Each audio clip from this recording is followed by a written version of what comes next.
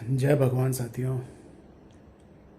ये तो हम सब जानते ही हैं कि भगवान श्री रजनीश द्वारा दिया गया सक्रिय ध्यान या जिसे हम डायनेमिक मेडिटेशन के नाम से भी जानते हैं, वो कितना पावरफुल है और कितना हिला देने वाला है।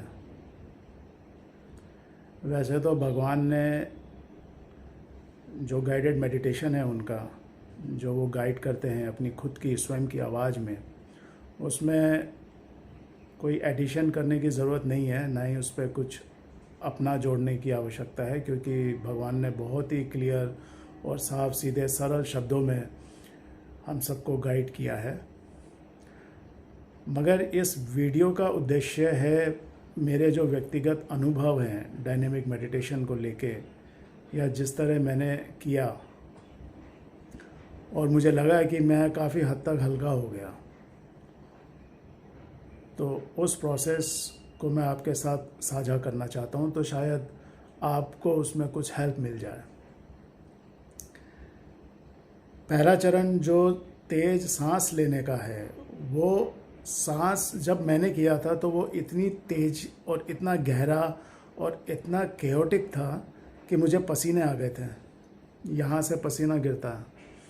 अगर वो सांस, अगर आप इतना जिस इंटेंसिटी से भगवान कह रहे हैं लेने के लिए, अगर उसी इंटेंसिटी से आप अगर सांस लेंगे तो पसीना आना नॉर्मल है। ये एक इंडिकेशन, आप एक इंडिकेटर की तरह आप ले सकते हैं।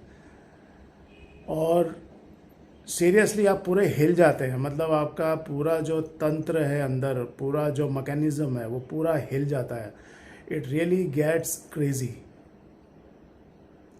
एंड जो सेकंड लेवल है फिर कियोटिक ब्रीदिंग के बाद, फिर जब आप फटते हैं एकदम, उसमें सबसे बड़ा जो हेजिटेशन है या इनिशियली जो मैंने फेस किया था वो ये होता है कि यार दूसरे हमें देखेंगे तो क्या सोचेंगे, ये कहना कहीं माइंड में आ जाता है, हम थोड़े कॉन्शियस हो जाते हैं।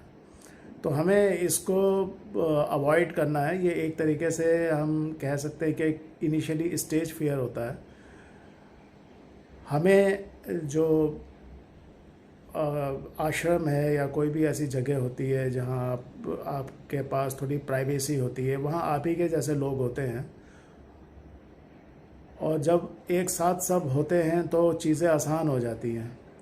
तो उस मौके को आप कभी भी खोइए मत, उसका पूरा यूज़ करिए। जो मैंने किया, इनिशियली हेजिटेशन था, फिर थोड़ा सा मैं खुला, थोड़ा एक्टिंग किया, और उसके बाद ऑटोमेटिकली सब हो जाता है।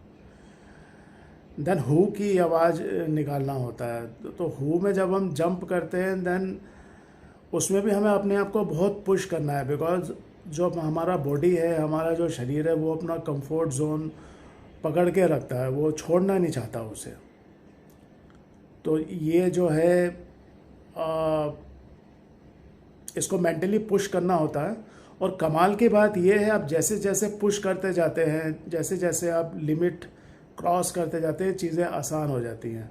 जैसे मैं मैराथन दौड़ता था, जब इनिशियली थोड़ा माइंड को पुश करना होता है कि यार अब रुक जाते हैं, अब थम जाते हैं, अब नहीं होगा, बट जैसे ही आप पुश करते हैं तो एक अनजानी शक्ति आपके साथ आ जाती है और आप फिर और पहले से बेहतर तरीके से दौड़ पाते हैं।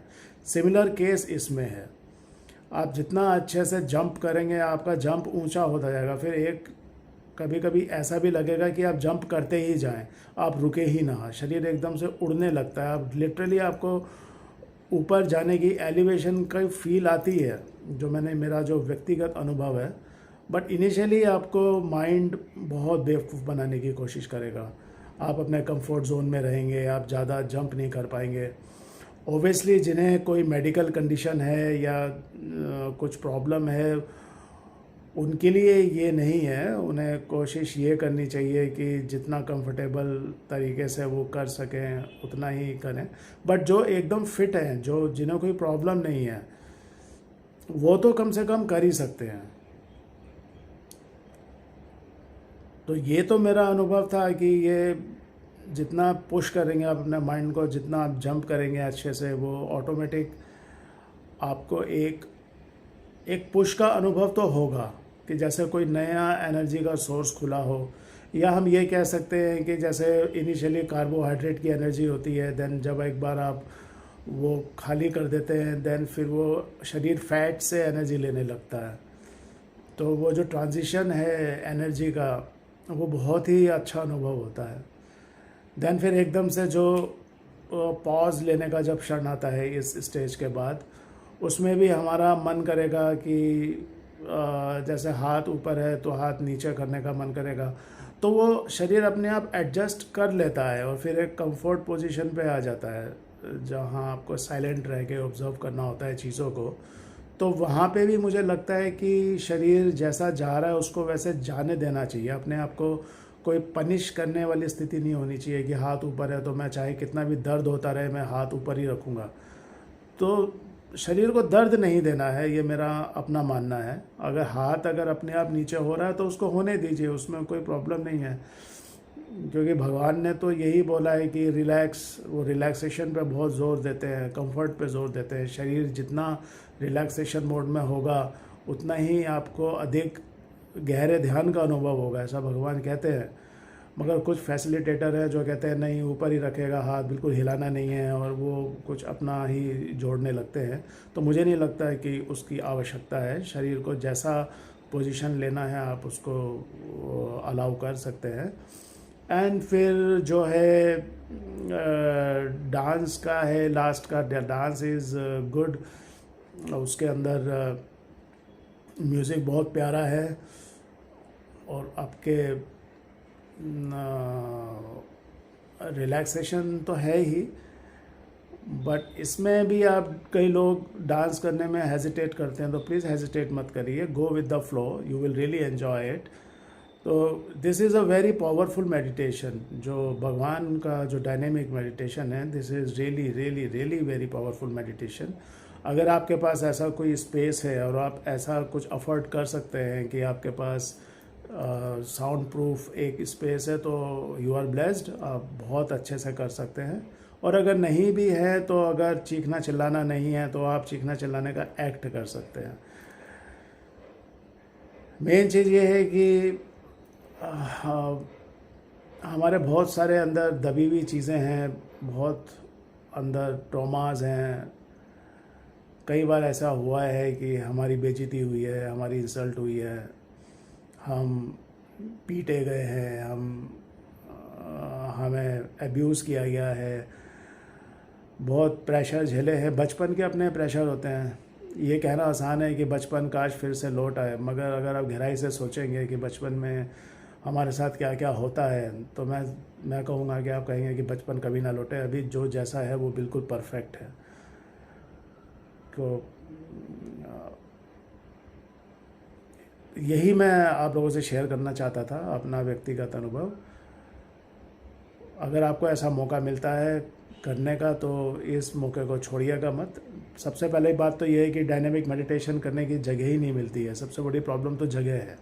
बाकी सारे ध्यान तो हो जाते हैं यार, आप नाद ब्रह्म ले लो, आप विपासना ले लो, या आनिपान सती योग ले लो, या नटराज ले लो, कोई सा भी ध्यान आप कर सकते हो अगर आपके पास एक रूम भी है तो। पर डायनेमिक मेडिटेशन के अंदर जगह की एक समस्या रहती है, फिर आपको एडजस्ट होकर करना पड़ता है। बट अगर आपको खुला करने का अगर मौका मिल रहा है मेडिटेशन, डायनेमिक मेडिटेशन, तो उस मौके को कभी मत छोड़िएगा। अगर आप किसी कैंप में भी जाते हैं, कोई ऐसी जगह मिल जाती है, तो प्लीज़ आप भगवान के शब्दों पे ध्यान देते हुए ध्यान करिए और पूरा पुश करिए अपने आप को। माइंड खींचेगा और आपको बियॉन्ड माइंड जाना है बस उसको, मतलब जीवन मरण की स्थिति हो जानी चाहिए कि ये मेरा आखिरी मौका है, तब आपको मज़ा आएगा। फिर आप देखिएगा, आपका अनुभव होगा, और उस अनुभव को मैं शेयर नहीं कर सकता बिकॉज और कोई रास्ता नहीं है। जैसे भगवान ही कहते हैं कि उनको शब्दों में नहीं कहा जा सकता, जो कि एक फैक्ट है। अगर आपने ज़िंदगी में कभी आम नहीं खाया है और मैंने आम खाया है, तो मैं अब उनको अगर मैं डिफ़ाइन करूं कि कैसा लगता है, तो आप there is no way that I can explain you will have to experience it your self.